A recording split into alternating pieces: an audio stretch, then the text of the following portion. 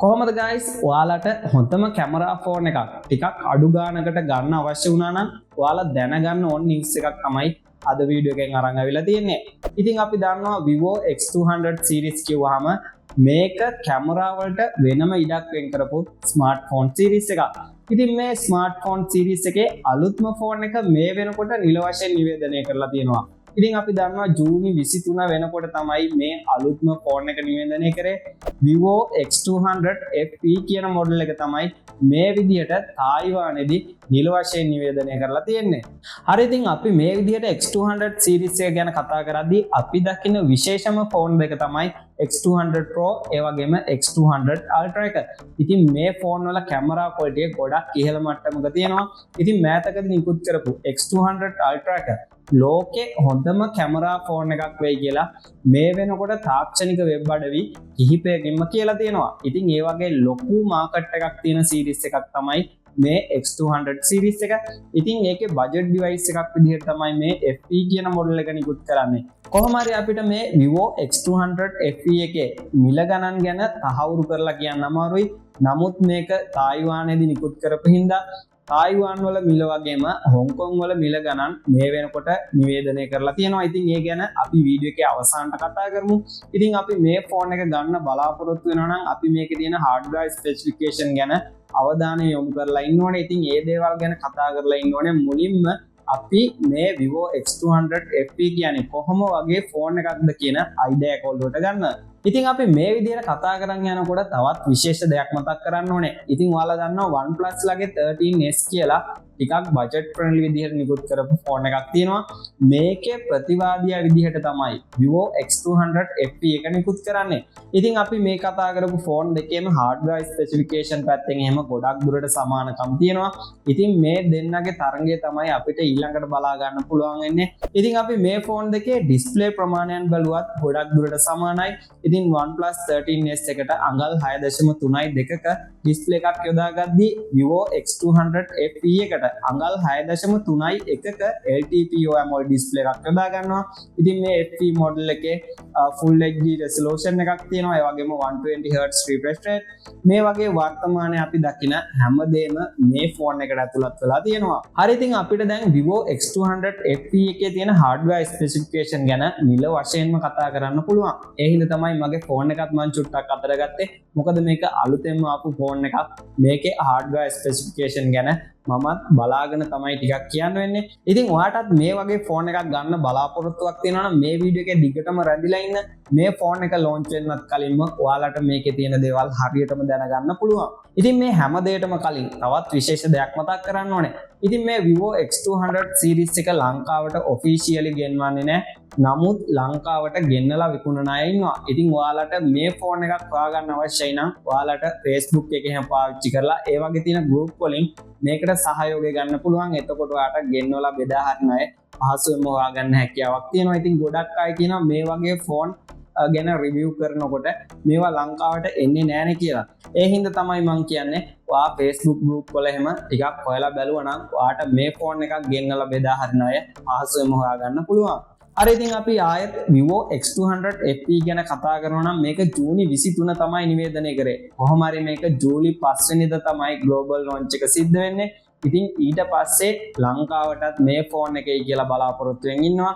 ඉතින් ඒකට තමයි අපි ගෙන්නවලා බෙදා හරින අය හොයාගන්න ඕනේ. මොකද මේ වගේ ෆෝන් ලංකාවට ඔෆිෂියලි ගෙන්වන්නේ නැහැ. ඉතින් මේ X200 series එකේ එන හුරු බෝඩි ෆෝන් එක මම කිව්වා කලිනුත් ඩිස්ප්ලේ එකට අඟල් 6.3යි 1ක ප්‍රමාණයක් යොදාගෙන තියෙන. ඒ වගේම screen to body ratio එක 190ක අගයක් තියෙනවා. කොහොම හරි මේ ෆෝන් එක RAM 186ක වගේ බරකින් තමයි යුක්ත වෙන්නේ. ඒ වගේම මේකේ thickness එක මිලිමීටර් 7.9ක් විදියට අපිට බලා ගන්න පුළුවන්. ඒ වගේම අපි මේ ෆෝන් එක ගැන කතා කරද්දී තවත් විශේෂම දෙයක් තියෙනවා. ඒක තමයි අපිට මේ ෆෝන් එකේ IP68 සහ IP68 69 කියන ශ්‍රේණිගත කිරීම දෙකම බලා ගන්න පුළුවන්. ඒ හින්දා අපිට මේකට ජලයෙන් වගේම දූවිලි වලින් හානියක් වෙන්නේ නැහැ. ඉතින් ඔයාලට පහසු විදියට ඕනම පරිසරයකදී මේ ෆෝන් එක පාවිච්චි කරන්න හැකියාව තියෙනවා. ඉතින් අපි ඊළඟට Vivo X200 FE එක බල ගන්නවන විදිය ගැන කතා කරනවා නම් මේකට Dimensity 9300 Plus කියන chipset එක තමයි යොදාගෙන තියෙන්නේ.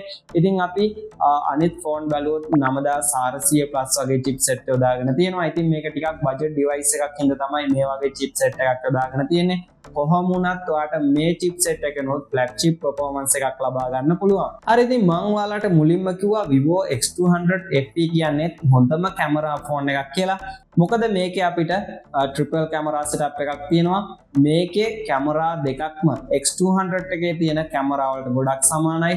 මොකද මේකේ wide camera එක megapixel 50ක් ඒ වගේම විශේෂයෙන්ම කියනෝනේ Sony IMX 921 කියන sensor එක තමයි මේ ෆෝන් එකටත් යොදාගෙන තියෙන්නේ. ඒ වගේම මේකේ ටෙලිෆොටෝ කැමරාවටත් Sony sensor එකක් තමයි යොදාගෙන තියෙන්නේ. ඉතින් මට මතක විදිහට Sony IMX 882 කියන sensor එක තමයි මේකේ ටෙලිෆොටෝ කැමරාවටත් යොදාගෙන තියෙන්නේ. ඉතින් අපි මේ ෆෝන් එකේ හાર્ඩ්වෙයාර් පැත්ත ගැන බලනවා. මේකේ වයිඩ් කැමරාව එහෙමත් නැත්නම් ප්‍රයිමරි කැමරාව විදිහට මෙගාපික්සල් 50 කැමරාවක් මේකේ ඇපර්චර් එක 1.9 විදිහට අපිට බලා ගන්න පුළුවන්. ඊළඟට මෙගාපික්සල් 50 ටෙලිෆොටෝ කැමරාව ගැන බලනවා නම් අපිට මේකෙන් 3x ඔප්ටිකල් zooming ලබා ගන්න පුළුවන්. ඒ වගේම තවත් මෙගාපික්සල් 8ක අල්ට්‍රා වයිඩ් කැමරාවක් තියෙනවා. ඉතින් අද වීඩියෝ එකේ අවසානයටම කතා කරන්නේ Vivo X200 FE එකේ massive battery කියන්නේ ලොකු බැටරි එක ගැන. මොකද මේකට මිලි ඇම්පියර් 6500ක සිලිකන් කාබන් බැටරියක් තමයි යොදාගෙන තියෙන්නේ. ඉතින් දිගු බැටරි ආයු කාලයක් ලබා දෙන්න තමයි මේ වගේ ලොකු බැටරියක් යොදාගෙන තියෙන්නේ. ඉතින් අපි මේකේ දකින විශේෂම දේ තමයි මේ මිලි ඇම්පියර් 6500ක බැටරිය. අපිට මේ බැටරිය විනාඩි 57ක් ඇතුළත 100%ක් charge කරගන්න පුළුවන්. ඉතින් මේ බැටරිය වෝට් 90ක වේගයෙන් charge කරගන්න හැකියාව තියෙනවා. ඉතින් අපි දැනට දන්න විදිහට මේ වගේ hardware specification තමයි තියෙන්නේ. ඉතින් මේ කතා කරපු හැම දෙයක්ම නිල වශයෙන් නිකුත් කරපු තොරතුරු. ඒ හින්දා ඔයාලට මේ තොරතුරු ගැන කිසි ගැටලුවක් නැතුව විශ්වාසය තියන්න පුළුවන්. ඉතින් ඔයාලට මේ තියෙන hardware specification එක Vivo X200 FE එක ගන්න හොඳයි කියලා හිතෙනවා නම් ඔයාලට තව දවස් කිහිපයක් ඉවසන්න පුළුවන්. ඊට පස්සේ මේක global launch එක සිද්ධ වෙනවා. ඉතින් ඊට පස්සේ තවත් ටික කාලෙකින් ලංකාවට ගෙන්නලා බෙදා හරින අය ලංකාවට ගෙන්නන්න ඉඩ තියෙනවා. ඉතින් මේ වගේ ගොඩක් හොඳ මට්ටමේ ෆෝන් ලංකාවට ගෙන්නලා බෙදා හරින අයටත් මම පුද්ගලිකව ස්තුතිවන්ත වෙනවා. මොකද ඒ වගේ අය හින්දා තමයි ලංකාවේ ගොඩක් අයට වෙනස් ෆෝන් වල අත්දැකීම ලබා ගන්න පුළුවන් වෙලා තියෙන්නේ. ඉතින් අපි ඔෆිෂියල් ගෙන්නන ෆෝන් ගැන කතා කරනවා නම් ගොඩක්ම performance අඩු මට්ටමේ ෆෝන් තමයි ලංකාවේ ගෙන්නලා බෙදා හරින්නේ. ඉතින් ඒවටත් TRCSL එහෙම ඇතුළත් වුණාම ගානත් ලොකු ගානක් වෙනවා. ඉතින් ඒ වගේ දේවල් එක්ක අපිට හොඳ ෆෝන් එකකට යන්න අමාරුයි. ඉතින් මම ඔයාලට කිව්වා Vivo X200 FE එකේ price කොහොමද කියලා වීඩියෝ එක අවසානට කියන්නම් කියලා. ඉතින් මේ ෆෝන් එක තායිවාන් වල නිවේදනය කරද්දී මේකේ මිල විදිහට ආසන්න වශයෙන් $910ක වගේ මුදලක් තමයි තිබුණේ.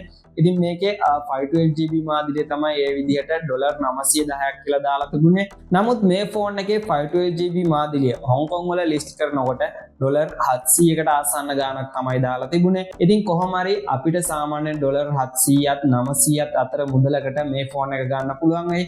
ඉතින් අපි ලංකාවෙන් බලනවා නම් කොහොම හරි අපිට මේ වෙනකොට X200 Pro එක ලක්ෂ 2ක් 3ක් අතර ගාණකට ගන්න පුළුවන්. ඉතින් කොහොම හරි ඊට වඩා අඩු ගාණකට අපිට මේ ෆෝන් එක ගන්න පුළුවන් වෙයි. අපි බලමු ලංකාවට මේ වගේ ෆෝන් එකක් කොයි වගේ කාලෙකේද කියලා. ඉතින් එහෙම ලංකාවට ආපු ගමන් මම දැනගත්ත ගමන් ඔයාලට ඒ පණිවිඩය අරන් එනවා. එතකන් ඔයාලට පුළුවන් මේ වගේ වීඩියෝස් බලන්න TechWizard YouTube channel එක එක්ක හැමදාමත් එකතු වෙලා ඉන්න. ඉතින් අද වීඩියෝ එකෙන් ඔයාලට අලුත් දෙයක් දැනගන්න ලැබුණා නම් අනිවාර්යයෙන්ම like button එක ඔබන්න අමතක කරන්න එපා. එහෙනම් අලුත් දෙයකින් ආයෙත් ඔයාලව හම්බෙන්නම්. ඔයාලට සුබ දවසක්.